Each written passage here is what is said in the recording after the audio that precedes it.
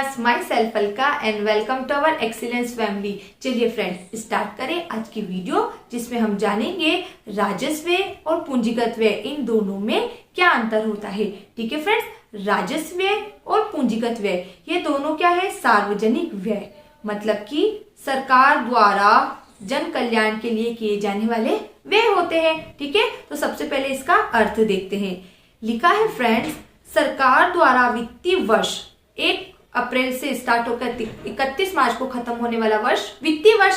ठीक है, सरकार द्वारा वित्तीय वर्ष में किए जाने वाले ऐसे अनुमानित व्यय जिससे न तो सरकार की परिसंपत्तियों का निर्माण होता है और ना ही देनदारियों में कमी आती है। परिसंपत्ति का अर्थ होता है फ्रेंड्स कि ऐसी वह वस्तु, चाहे मूर्त हो या अमूर्त हो, जिसे देखा जा सकता है या नहीं देखा जा सकता है। जैसे मशीन, भवन देखा जा सकता है, पेटेंट, कॉपीराइट नहीं देखा जा सकता। तो बोल रहा है कि जो राजस्व व्यय है ये एक ऐसा व्यय है जिससे सरकार की परिसंपत्ति का निर्माण नहीं होता, मतलब कि सरकार किसी भी संपत्ति का इसके अंदर मालिक नहीं बनती और ना ही सरकार का इस पर नियंत्रण होता है। तो ये क्या करती है, ना तो सरकार की परिसंपत्ति का निर्माण करती है और ये क्या करती है, ना ही देनदारियों में कमी लाती है। राजस्व व्यय से ना तो सरकार किसी संपत्ति का मालिक बनती है और ना ही उसकी देनदारियों में कमी आती है, क्योंकि ये एक ऐसा व्यय होता है जो सरकार को करना होता है। ठीक है, सेकंड, पूंजीगत व्यय। सरकार द्वारा, पूंजीगत व्यय में हम देखेंगे सरकार द्वारा वित्तीय वर्ष में किए जाने वाले अनुमानित व्यय जिससे या तो सरकार की परिसंपत्तियों का निर्माण होता है या देनदारियों में कमी आती है। इसके जस्ट ऑपोजिट, राजस्व व्यय के जस्ट ऑपोजिट क्या हो गया, पूंजीगत व्यय। राजस्व व्यय में क्या हो रहा था फ्रेंड्स कि परिसंपत्तियों का निर्माण नहीं हो रहा था, और यहाँ क्या हो रहा है, सरकार की परिसंपत्तियों का निर्माण हो रहा है, मतलब सरकार संपत्तियों का मालिक बन रही है पूंजीगत व्यय में। ठीक है, इसमें देनदारियों में ना ही कमी आ रही थी, तो यहाँ पे क्या है, देनदारियां में कमी आती है। ठीक है, उसमें ना तो देनदारी कम हो रहे थे ना ही मालिक बन रहे थे, यहाँ पे तो देनदारी भी कम हो गई और परिसंपत्ति का निर्माण भी हो रहा है।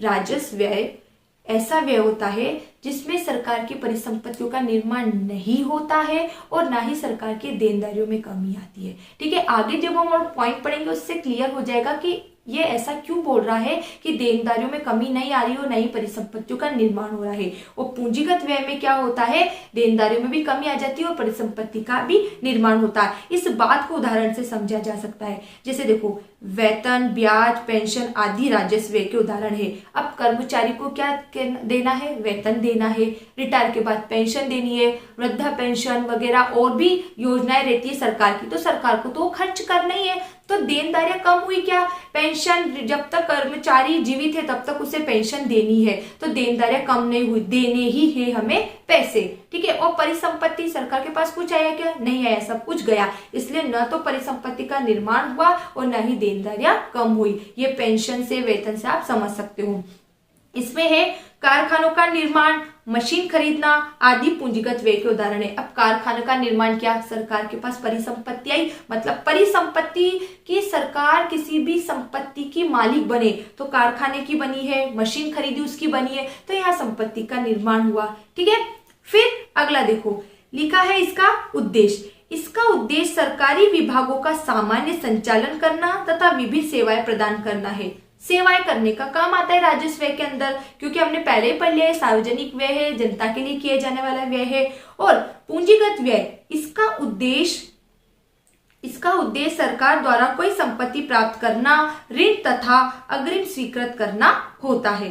ठीक है फ्रेंड्स, क्या है, पूंजीगत व्यय में बोला है उसने संपत्ति प्राप्त करना, ऋण तथा अग्रिम स्वीकृत करना, स्वीकृत मतलब प्राप्त करना, इसका उद्देश्य होता है। एक बार फिर देखो, राजस्व व्यय का उद्देश्य सरकार के जो काम है उसका संचालन करना होता है और सेवाएं देना होता है, जबकि पूंजीगत व्यय का अर्थ है संपत्ति प्राप्त करना, संपत्ति का निर्माण करना, भूमि, भवन, पुल, सड़क, इन सबको इसमें शामिल किया गया है।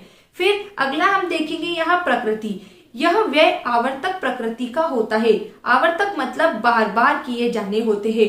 हर महीने पेंशन देनी है, हर महीने कर्मचारी को वेतन देना है, तो राजस्व व्यय आवर्तक प्रकृति का होता है, मतलब कि बार बार किया जाता है। और इसके जस्ट ऑपोजिट पूंजीगत व्यय अनावर्तक प्रकृति के होते हैं, अर्थात बार बार नहीं किए जाते, बार बार भवन, पुल, सड़क निर्माण नहीं होते हैं, कुछ समय के अंतराल होते हैं। एंड लास्ट है इसमें यहाँ पर स्थिति।